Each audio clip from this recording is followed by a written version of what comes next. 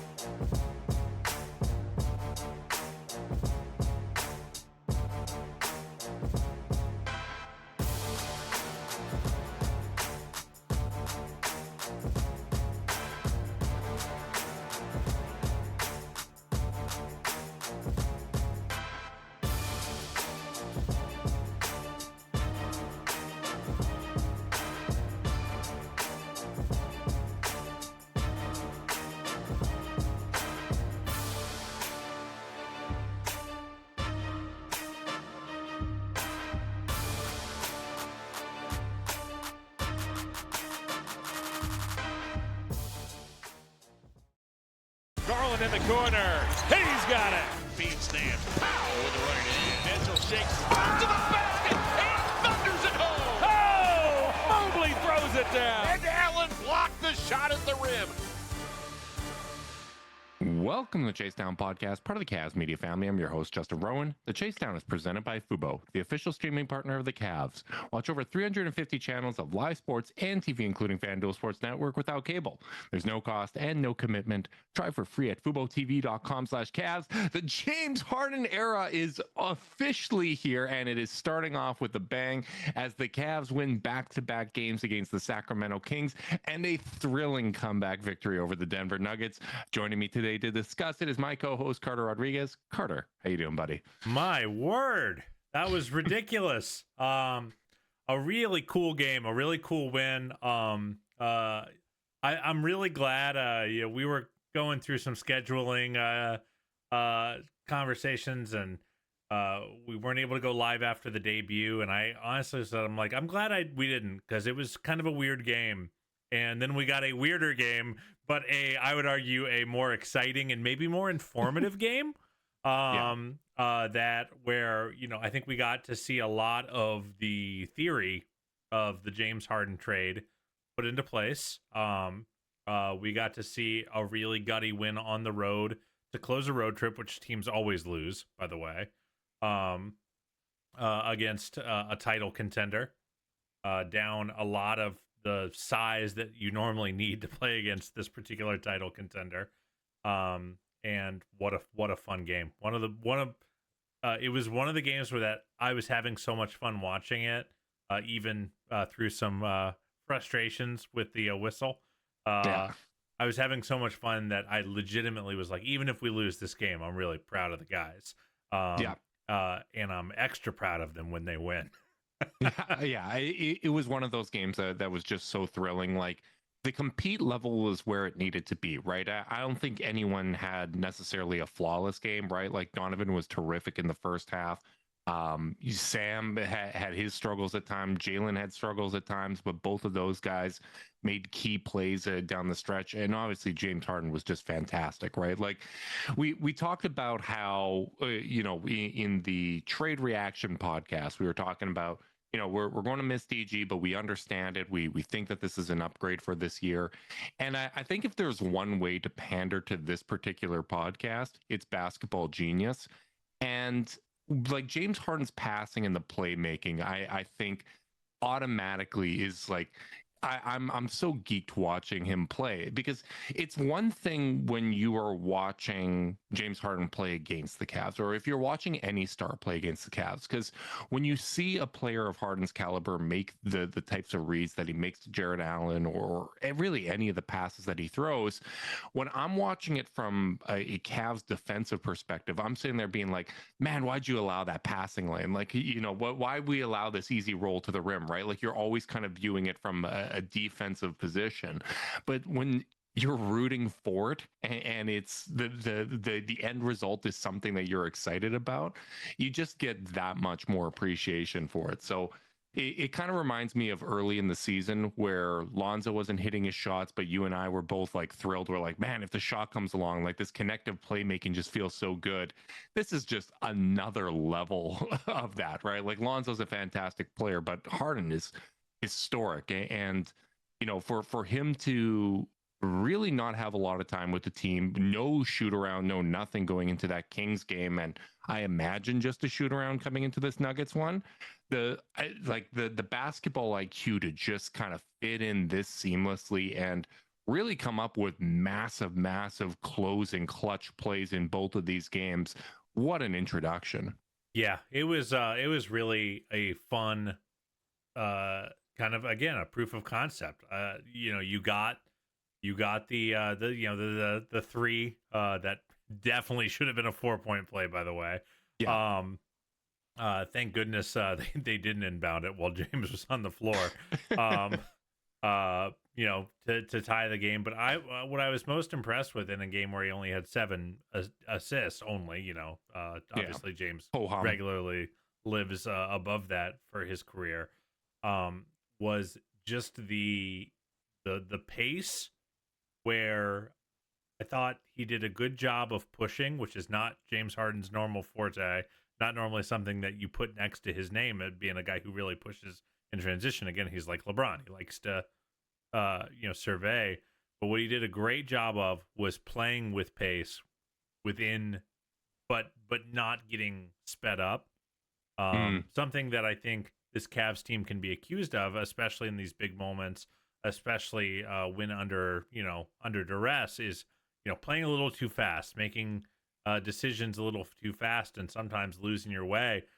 And like, Justin, it's not lost on me that 2 or 3 of our biggest buckets down the stretch were patient passes to Jared Allen flashing down the lane.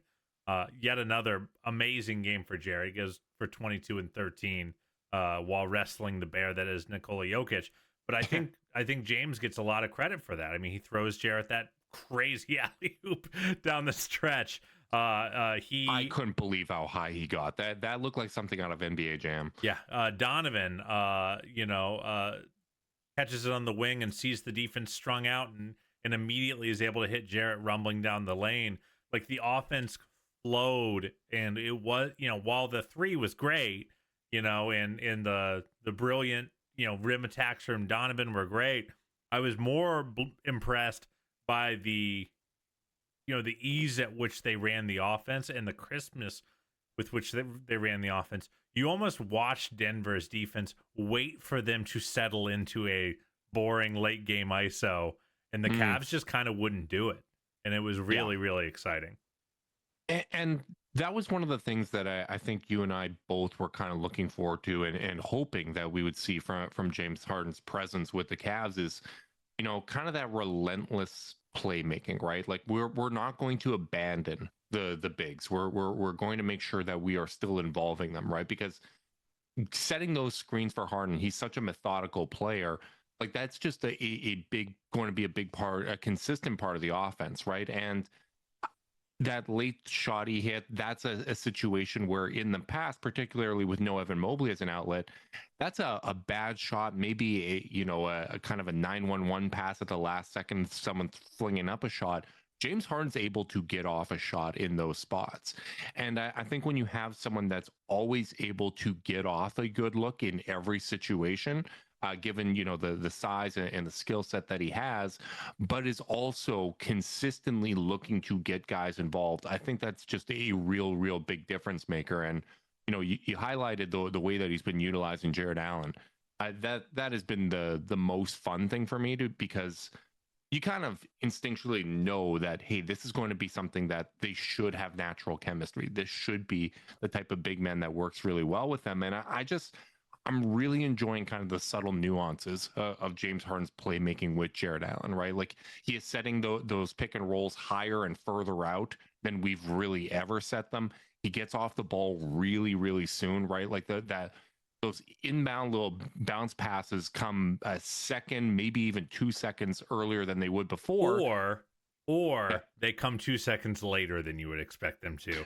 And and that's the other interesting thing is sometimes it feels like with this team, Jarrett's roll tempo and the guards pick and roll tempo don't perfectly align. And that's why you see those games where Jarrett gets 5 or 6 shot attempts.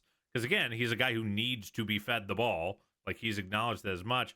Like it feels like James has already forged that really good partnership where he's finding him precisely when he needs to. Yeah, I've been watching a lot of Lord of the Rings content. A wizard is never late. Nor is he early. But the importance of, like, really what I would call it is mature playmaking, right? Like the importance of consistently involving the bigs in those actions by making the defense, almost expected, but not be able to take it away. That opens up those opportunities that you got late in game. Like when he ran it with Jarrett and instead threw a skip pass over to Donovan, I believe, and it resulted in, an eventual pass into Jarrett for the finish. Like that is just that next level, that next tier type playmaking that, as brilliant as DG is, like that level of playmaking maturity, you weren't going to get from him, right? Like I remember earlier in Harden's career, he wouldn't get off the ball as soon, as quickly in the pick and roll, right? Like he'd kind of hang on for a little longer, probe, maybe try to draw a foul or throw a late lob to Clint Capella. And as he's gone older, as he's got more mature, as he's gone, maybe a little less athletic, he's getting off the ball sooner, right? Like he's more efficient with his movements. And I think that's one of those kind of key differences of bringing in a veteran like James Harden in comparison to what you had before. And when you contrast certainly in comparison to what you had this season, which was none of them. Right, which is why I was going to say, when you contrast that to the way that this roster was playing at the start of the season when Darius was out and there was just a complete absence of rim pressure, this is just a night and day difference. And for them, as you said, lacking the type of size that you would typically need to beat this Nuggets roster, for them to have this type of performance, I thought it was incredibly impressive. And, obviously we are going to talk about the shiny new toy, But I do think we need to give a shout out to Jared Allen because he consistently shows up against this Nuggets team, and he consistently plays very good defense on Jokic. He challenges them on the other end, and I thought he was just terrific tonight. Yeah, he went into this game averaging 26 and 13 in the first 3 games of the month. Puts up 22 and 13 on 10 of 16 from the field. I thought guarded Jokic as well as Jokic can be guarded. Both him and Thomas Bryant get, I think, a lot of credit. Jokic had 7 turnovers in this game, and some of them were of the the careless passer, the too ambitious variety. But I talk a lot about how defenses and physicality is a lot of like what happens before the ball gets to them. Something that makes the Thunder such a great defensive team. Yeah, they're awesome on ball, don't get me wrong, but they also are grabbing and bumping and pushing and pulling every time you try to get to the spot where you want to catch the ball in the first place. And I thought both Jarrett and Thomas Bryant really made Jokic feel them in this game. Like they were bumping him, they were hitting him. He had 12 free throws, but for the amount of contact he got over the course of this game, I thought they did a really nice job of, just knocking them off their equilibrium. So, I mean, it's been the month of Jared Allen. Get your Eastern Conference Player of the Week ballots ready, Cavs front office, because he definitely deserves to have his name put forward, putting up the effort he's putting up, especially when they really need him with no Evan Mobley. He's just been so phenomenal, and if this is something that they can consistently unlock and get him, back up to that 15, 16, 17, 18 points a game from the 14 that he's currently at. Like, I just think that's just yet another thing that really can test kind of the defensive structure that teams are trying to build against this dynamic backcourt. Well, what encourages me is right now we're running it with a group that hasn't had a lot of time together. Like there's going to be a learning curve, right? Like I think we are seeing the learning curve with this group. There were a lot of uncomfortable minutes in this game. Absolutely, right. And I think it's going to take Kenny some time to figure out what the rotation is going to be. I think some of these lineups you're seeing are out of necessity, right? Like you don't have a lot of bigs that you can trust in this situation. You don't have a lot of power forwards, really just Naquan Tomlin. And if you try to play him like an Evan Mobley amount of minutes in this game, he's probably going to foul out. So you are seeing a lot of kind of smaller guard lineups that we're probably not going to see much of if Evan Mobley and Dean Wade were healthy. But what I like is with limited options in the bag, right? Like you don't have your full set of clubs to go to here. They're still able to get to some of these pet plays, right? Like you are still able to utilize different ways to get Allen the ball rolling to the basket, to kind of leverage that to get other guys open. And what excites me about that is when you create this type of an advantage with the bigs, usually that opens up the big to big passing. And I always feel like when the Cavs are absolutely at their best, when they are humming on all cylinders and it's their peak offensive output, yeah, they hit a lot of threes, but that's usually when you see a lot of that big to big passing, right? Whether it's Mobley to Allen or Allen to Mobley, both of them just have such a almost supernatural feel for where the other one's going to be. I'm excited to see what that is, right? Because I think Jared has a more kind of refined like floater and touch game around the basket. Like I think that aspect of his game does not get talked about enough. Like he kind of gets talked about like he is just this run and dunk guy. Yeah, but like you saw the Wilt Chamberlain stat, right? Yeah, it's amazing. Yeah, so Jared Allen has 9 games of scoring 25 or more points on 90% or better field goal percentage. The only player in NBA history with more than that is Wilt Chamberlain with 12. He's only 3 away from Wilt.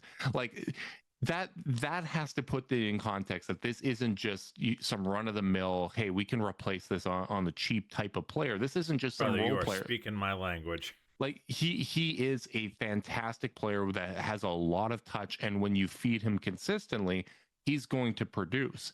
But what Mobley has, if you get Mobley that type of advantage and he's attacking someone that's on their back foot, the way that he can knife around guys, right? Like I think the footwork's almost even better when he's confident and he's making decisions, he is able to be a menace attack in the basket as well. So I don't think Harden is going to get him going in the same way that he gets Jared going. So I'm excited to see what it looks like, because I do think Mobley with an advantage is able to capitalize. Mobley without an advantage, I think that's when you see him like early this season, when it almost felt like he was being asked to produce like a Brandon Ingram.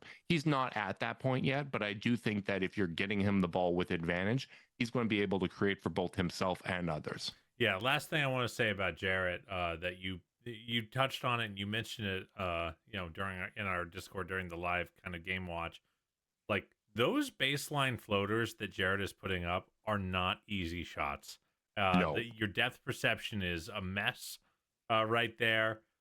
Really easy to put too much or not enough. You're generally being contested by a 7-footer right in your face, and that is just reflective of just how much touch this guy has. I really love that he's taking those with no hesitation. Fear the Fro podcast host Bob Schmidt's favorite stat is that the Cavs are undefeated when Jared Allen gets 10+ field goal attempts. 12-0 now. It was in danger, brother. Not today, says the god of death. The basketball gods were not going to allow it. And like the impressive thing with those baseline floaters was, I think 2 of them in a row came within 3 seconds left of the shot clock. Like, you are incredibly rushed. You're catching it, not facing the basket, and he's quickly turning it and getting that in. Like, that is incredibly difficult. That is reflective of a player that's feeling really good about their game, that's completely in sync. He must be using Zoom Workplace, Carter, because teams move fastest when everyone's in sync. Zoom Workplace keeps meetings, chats, documents, and more together, so your work flows like a perfect play. Keep work moving and zoom ahead with Zoom Workplace. Remember early in the season when nobody had patience for a guy playing with 2 busted fingers? Like, I'm yes. It's unacceptable. Like, I would tough it out if I had a broken finger and my other hand had a busted finger too. Like, I'm going to have the same touch that I should be expected to have. And he was still shooting almost like 60%. It was just down from his, Cavalier franchise best field goal percentage, but he's clearly playing with confidence now. He looks fantastic, and it's a real plus. I'm happy to see Jared utilized, because we said it when they were struggling and this part of their game was missing. And the context was there, right? Like, Jared wasn't at 100%. Mobley was trying to find his groove. But the team is at its best when it utilizes the bigs, right? Particularly for a guard-heavy approach, and that's still going to be true with James Harden. Properly utilizing those guys is going to open up opportunities for everybody else. Yeah, and I already said one last thing on Jarrett, but I'm going to say one more thing, because one thing, as I would say the preeminent Jarrett defender and supporter in the Cavs podcast stratosphere. I won't take that crown from you. Yeah. No, I think I got it. And yeah. But the one thing it might be Bob, but yeah, that's fair. Never mind, it's not me. But I'm right there. The one thing that I was really, really hard on him, and Evan for that matter, over the early stretch of the season, was the pretty precipitous drop off on the glass. Neither he nor Evan were rebounding well. Their defensive rebound rates had really cratered. He was at like 9.7 last year, is down to like 8.1 going into tonight. But in the month of February, he's got 17, 11, 10, and 13 rebounds. And like this Cavs team needs every single one of those, with who they've had available in some of these games. So I just wanted to make sure I credited the glass cleaning, because he had 3 or 4 easy ones that just Denver got back, but he was also really wrestling Jokic and really fighting for contested boards all through this game. I thought his level of engagement was just phenomenal tonight. And by the way, he played 35 minutes, which is not in his normal minute range, and didn't look too gassed as he was yamming an alley-oop to help them win the game. Yeah. Oh, man, what a fun game. And that like, what awesome. a way to what a way to end the road trip, right? Yeah. Like as you said, this is a real tough situation to go out and get a win, right? Like, you are playing against a contender. Like, everyone, even without Aaron Gordon, people would favor the Nuggets in a series over the Cavs because they were favored in this game. They right, like, it's, and Donovan was terrific to start this game. I thought he was terrific pretty much all night long, right? Like, there was a couple stretches where he missed some shots, but I thought they were still really good looks. I thought the playmaking's been really strong for him the last couple of days. He's got 9, 9, 4, and 10 assists this month, and hasn't crossed 3 turnovers, which was a pretty big bugaboo through the end of January. Yeah, and I feel like this is one of those situations where Harden's a force multiplier, right? Like, his playmaking is going to make Donovan's playmaking opportunities even better when they're playing together. I'm actually really impressed with how good it's looked already with those two. Like, there's a couple awkward possessions, I think, especially on the defensive end, where there's miscommunications or mixing up assignments in transition. Like, that kind of stuff's going to happen. But I think the natural playmaking is really kind of smoothing things out. And, Donovan, I was thrilled to see him have such a good game. You never know. He was at the Super Bowl yesterday. I was like, is he going to be tired flying in or whatever the deal is? I'm sure he's not flying economy like I would, but he's he embodied if you can go out with the boys, you better be able to wake up with the men and go to work the next day. So blue collar Donnie, that's what we call him. Blue collar Donnie, getting it done. I respect the hell out of it. Yeah, I thought he was great in this game. All the moves, just really violent rim attacks, which were really, really great to see. The playmaking was strong on a night where the Cavs really couldn't get a lot going. I mean, he had 10 of their 25 assists. And like, on a night, there are a lot of nights where, like, if the Cavs are shooting the cover off the ball and Donovan gets to 10 assists, the fair question is to wonder, like, is he just benefiting from good shooting luck? Just like he kicked it out of the shooter and the shooter made the shot. I thought he did a great job setting up everyone up and down the floor. Just really engaged. Tyson, yep. That reverse with Tyson was fantastic, which, once again, great cut by Jalen. Yep. So I definitely want to give Donovan his flowers. I did want to ask you a little bit. We saw, going back to Harden, we saw the Kings pretty much just say, especially anytime it was just James out there, hey, we're going to put 2 on the ball. Mm-hmm. And James, I felt like, handled that pretty comfortably. And then Denver, it was a little bit more, show and recover. They don't really like blitzing with Jokic, and they certainly don't want to switch Jokic. I wonder if the reason we really haven't seen James go crazy on volume yet, I mean, 16 shot attempts for a guy like James Harden is like, probably below the average. Yeah. And against the Kings, it was only 13. I wonder what we see if we kind of start seeing him try to assert himself a little bit more as a scorer once we start seeing teams switch. Because I do think at the highest level, teams are going to still, much like they did with Darius, I think they're still going to say, we'd rather switch than mess this up. And, and see, James, are you going to try to drop 40 on us? I'm very curious to see what this version of James Harden ends up looking like, from a style of play standpoint, because I do think he is someone that when he sees those types of mismatches and if he's getting the switches, if he's getting one-on-one opportunities and he feels like he's able to generate an advantage, he's going to generate that advantage, whether that's scoring for himself or scoring for someone else. I would like to see, like, here's the tricky thing. I don't know if they're going to send 2 on the ball when he's out there with Donovan. Like, I don't think they're going to be doing that with the starting lineup, because particularly if it's Donovan and Tyson out there, that's going to result in an open 3, right? And that's where the extra size really helps, by the way. Like, that is a material difference in terms of James being a bigger player than Darius is.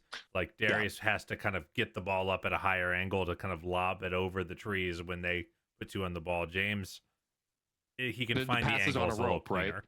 Yeah, he's got a 6'11" wingspan and he's 6'5", right? Like he can whip that around, and he just being left-handed too, right? Like it just creates different passing lanes and angles that defenders aren't typically used to, right? So I think those plays just happen that much quicker. But I would like to see if that does happen, right? Like let's say whomever is trying that and Evan Mobley is out there, that's where I'd like to see, okay, what does it look like if Mobley gets that pass sooner than he would have if it was just Darius and Donovan out there, right? Like what types of opportunities does that open up? But I'm with you. I think some of this might be, hey, James is, trying to get comfortable with new teammates. He doesn't want to come in and rock the boat too much. The Cavs have been playing at, you look at the last 25 games now, they've been playing at like a 63 win pace. Yeah, like they've won 9 of the last 10. They've been rolling, right? Like they've been playing really good basketball for a while here. So he probably doesn't want to rock the boat.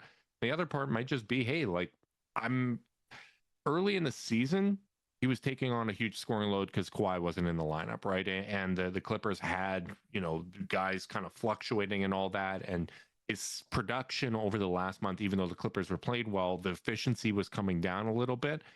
It's probably nice for him to just be able to settle in and, hey, I'm able to find, Jalen Tyson open for a shot.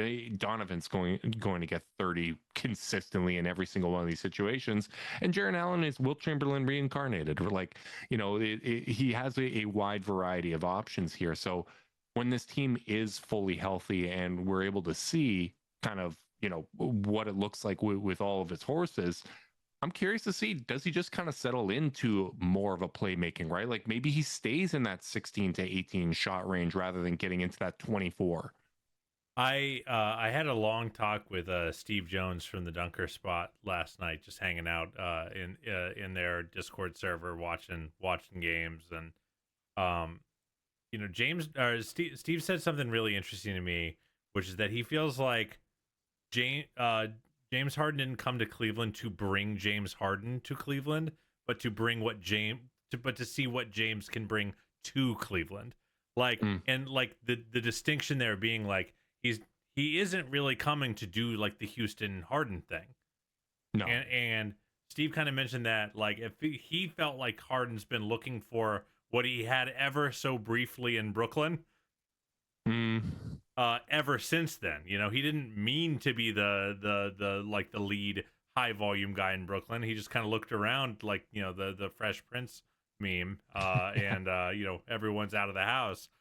Same with the Clippers for much of this tenure, where they weren't there. So I thought that was an interesting framing device of like, and like why someone like Steve, who's a big James Harden fan, is so high on the move for them, because there are things and buttons that Harden can push that this team didn't have. That's part of why you go get a top 75 all-time player, is they have kind of these unique traits. Like I almost think of like the badges in an NBA 2K. He's got certain things that differentiate him, and I thought they really showed out. I did want to talk on about the defensive end a little bit for James in this game, particularly. He had 3 blocks, some really, really well-timed doubles onto Jokic. I think there were a couple possessions where the Cavs just let Jokic ISO Jarrett, and it's like, brother, there's no defender on the planet that can let Jokic bump him 8 times on a play and not give up a pretty good look. But I thought, the doubles from James were good.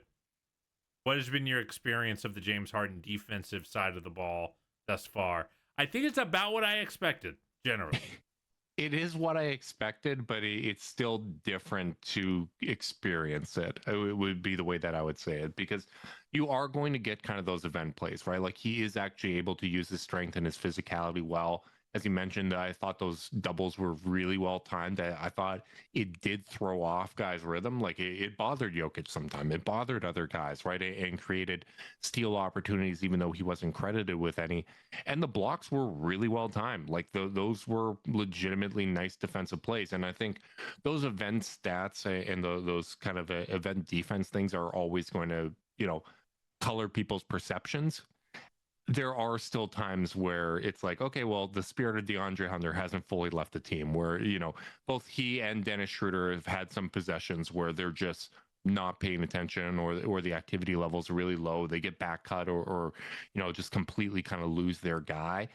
Those are going to be frustrating, and those are going to be present. I just think that's part and parcel of the experience. Like, those aren't probably going to go away. Exactly. And I think it makes sense why the Clippers would put him on ball, because when his man has the ball in front of him, he is going to be engaged defensively, right? Like, it's not, he's not a turnstile in terms of letting guys just get easy advantage and free walks to the rim. The off-ball stuff is going to be a bit of an adventure, and I think that's when you're hoping that having both Evan Mobley and Jared Allen back there is going to help cover up for some of that. But I do think, kind of in tune with this defensive shift that the Cavs have had in philosophy of, hey, we're going to take more chances. We're going to have a few more gambles this year. And, they've actually gotten better at covering up for that sort of stuff too, I feel, over time. I think having Harden be able to get those blocks and the timely steals and stuff that he does, and kind of those event defense statistics, I think it fits in well. Like, I think we are well suited to cover up for his deficiencies, and what he can bring can be additive. Yeah, I think that's I don't actually have much more to say than that. I think you pretty much hit the nail on the head. Like, we're gonna see the lapses, we're gonna see not maybe full speed closeouts every time, but if the Cavs can kind of put him in the right spots, and because he does take the challenge in isolation pretty well. I think it was noteworthy that he took on DeMar DeRozan when in that Kings game and got a few key stops. The crash downs. I thought he took Murray a couple times and did pretty good in this game as well. Jamal Murray had a far below efficiency game, by the way. I mean, he's been a first-time All-Star. First Nikola Jokic All-Star teammate of his career. An all-time crazy stat that he's never had one till now. It is a beautiful moment for Canada and therefore the world, my friend. Oh, my guy. Well, nevertheless, like, I think they did he did fine, and like, ultimately, if you're getting all the other stuff, like, fine is going to be good enough. And I'll be really curious to see, like, how that projects forward, especially in a role where he doesn't have to be the everything engine every play. Like, conceivably, as the importance ramps up, you should and be comfortable asking that intensity and focus to go up. So that'll be kind of the gauntlet I think the coaching staff needs to throw at him. But, like, for now, I think it's been more than fine. Before we get out of here, because it is quite late, should we talk about the other guys? Jalen Tyson, Sam Merrill, Thomas Bryant. Where do you want to go? I want to go to Keon Ellis, actually. Ooh, interesting. I think we should talk about the new guys. I loved what I saw from him in that Kings game. Yep. Obviously, Phenomenal. a lot of familiarity with the opposition in that one, so that probably helped. But I thought Kenny trusting him to close in that one was important. And it's funny because we've had a few guys now over the years where Dean Wade doesn't get you a lot of great, like, defensive stats or anything like that, but we'll sit here and we'll talk about, hey, the metrics are really good. Like, he's a very, very solid defender. He's terrific at, a variety of situations. Sam Merrill has grown so much defensively. Like, he gets around screens. Now he's doing a good job in front of his guy. Darius Garland holds up in perimeter ISO situations better than you expect and navigates screens well. It's just so nice when you have someone that you don't have to explain to people with stats that they're a good defender. Like, it's just so blatantly obvious that, like, the timing of the block he had and the recovery, the hustle. I love his energy. He had a terrific finish on what should have been an and one in this game against Denver. Like, I'm a big fan, and I'm very curious to see when this team is fully healthy and tough decisions have to be made about the guards, where he slots in, because I this is a guy I don't want out of the rotation. And if we have Harden, Mitchell, Tyson, Mobley, all kind of giving you that secondary playmaking, I want him out there as a stopper and a play finisher. Like, I really like what I'm seeing from him so far. Yeah, I think he's been really, really good. I mean, I think a healthy degree worse tonight. Some bad fouls. Wasn't able to hit any of his open threes. Just what I will say, he definitely fouled Jokic on that screen, but he also probably thought that he couldn't move Jokic. So that might have been a veteran sell. Nevertheless, he did foul him, in a game where I wasn't thrilled with the whistle. The Cavs did have, a few silly fouls here and there, and Keon was no stranger to it. And I do think, much like his predecessor in Isaac Okoro, like, at the end of the day, you got to make your threes, and he didn't, which is why he, played 20 minutes in this game instead of closing like he did against Sacramento. But you're right. I think the energy, the getting out in transition. You do like see the immediate limitations on ball. If you were, not familiar, it's not a crazy vertical athlete, not a crazy bursty guy with the ball in his hands, but like, I think all the other stuff he does is more than helpful enough to earn him a continued place in the rotation. And then let's talk Dennis, who I think had a good but inefficient game against the Kings. And then maybe not such a good game against the Nuggets in this one. But what did you think? I don't think he's going to be an efficient player for us. I think his energy has never really been who he is, though. No, I think his energy is going to be helpful. Again, one of those guys where he is going to have some really nice defensive plays and possessions where he is just a pit bull and he's disruptive and he breaks up the ball, gets a steal, gets out in transition, and that's a lot of fun. And he's also going to have times where he's just kind of walking around out there. And I get how that can be maddening. I think that it's one of those situations where I'm very happy that we now have a lot of guard depth, right? Because I think there's going to be nights where you kind of figure out by the second quarter, all right, does Dennis have it going or not? Is he out of rhythm or is he adding to our overall rhythm? And if the answer is no, hey, we are going to play more Keon. Or if we do need some added playmaking, we need a secondary playmaker just because of who's available, we can go back to Craig. And I feel good about those as options. So, I do feel for Craig a little bit right now, just because, the team had kind of opened up at the beginning of the season to be like, well, I'll go back a little bit further. I felt like the seas parted for Craig, and he ran through last year. I didn't feel like the team was super well equipped to need what Craig brought. Then this year, it felt like, to your point, like the sea opened up and like, hey, Craig, we need you, and we need you almost every night. And now all of a sudden, after this roster rework, there's a lot of guys in Craig's way, and that play don't necessarily play the most complementary styles. At least with the roster they had, these last two games with no Dean, with no Evan, no Max. So I can't help but feel for the guy. It just kind of feels like it's a little hard for him to find his space within what this team needs from him, because it feels like it changes every 2 months. Yeah, I definitely agree with you. The life of being a low minute rotational player is you're just constantly being jerked around with different contexts. Yeah, but I just think this is such an important win too, because the Cavs, getting this many wins on our West Coast trip is insanely important. They're now sitting a game and a half back of the 2 seed. Detroit had a little bit of a brouhaha today, so we'll see if they have guys that missed time with suspensions or whatever the case may be. But realistically, I don't think that the Cavs can catch the 1 seed. If Detroit wins at this pace, they're going to have 21 losses on the season. The Cavs already have that. I don't think we're going to win out. But getting up to this 2 seed, like to me, that should be the goal, right? Like I think. Yeah. By the way, just for the Pistons thing before we move off of that, they are 1 game. They're tied in the loss column with the Thunder for the best record in the league. This isn't like a Eastern Conference thing. Like, no. They've just been phenomenal. Yeah, they have been absolutely fantastic. So that's why, I want to go out and I want to catch the Knicks. And I look at the schedule. We have to take care of business, obviously, against Washington.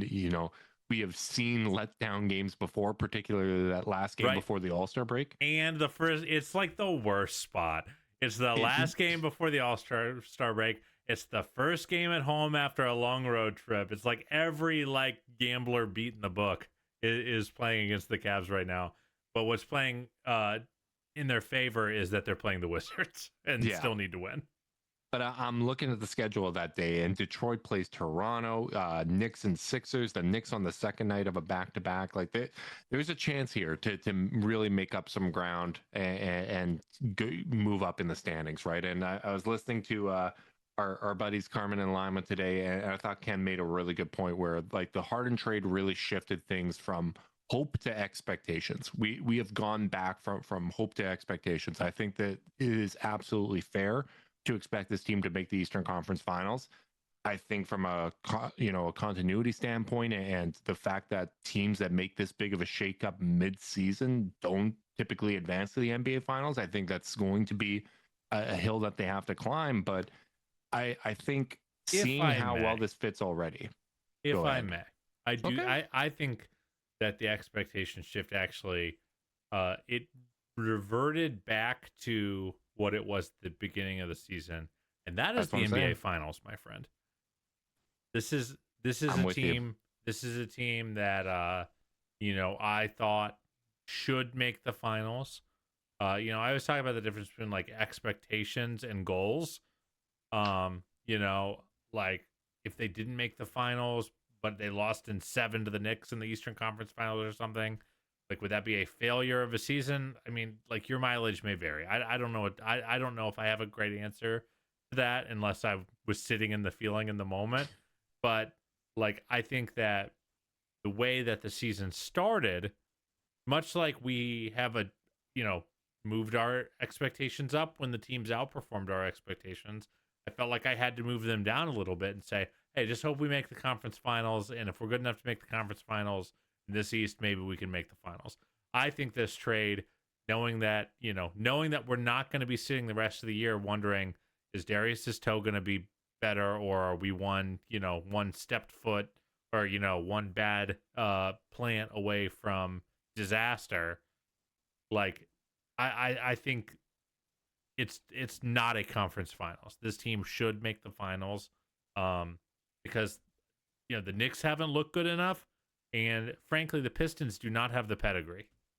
Yeah, and teams with that little experience don't typically win, right? Not normally. Especially teams that are lacking shooting. And again, the Knicks' biggest weakness is defending the pick and roll, and the Cavs are basically built in a lab to expose that weakness. The Knicks struggled to put away skeleton versions of this Cavs roster, and yes, Christmas was annoying, and they should have won that game. But how about Kenny, by the way, when he was like, buy the dip? Yeah. He wasn't wrong. Carter, would you say it's fair that we went into Denver and we left with mile-high expectations? Oh, wow. And on that note, have a good night, everyone. Thank you for tuning in. We appreciate you guys. If you're watching on YouTube, make sure you like and subscribe. Click that notification bell so you know when we're going live. If you're listening via podcast and you want to support us, leave us a rating, leave a review, subscribe, unsubscribe, resubscribe, and help cook those books. If you want to be part of the Chase Down's exclusive Discord chat, send a screenshot review to chasedownpod@gmail.com. However you choose to support us, we really do appreciate it. Make sure you guys are staying safe out there. Until next time, go Cavs.